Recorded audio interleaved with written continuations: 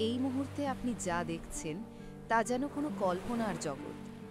দূরের সমুদ্রপৃষ্ঠে দাঁড়িয়ে থাকা ড্রান গানির সেই রহস্যময় পাথরের খিলান, যা প্রকৃতি নিজ হাতে গড়ে তুলেছে হাজার বছর ধরে। আকাশ আর সাগরের মাঝখানে দাঁড়িয়ে থাকা এই প্রাকৃতিক বিস্ময় নীরবে বলছে তার অমর গল্প।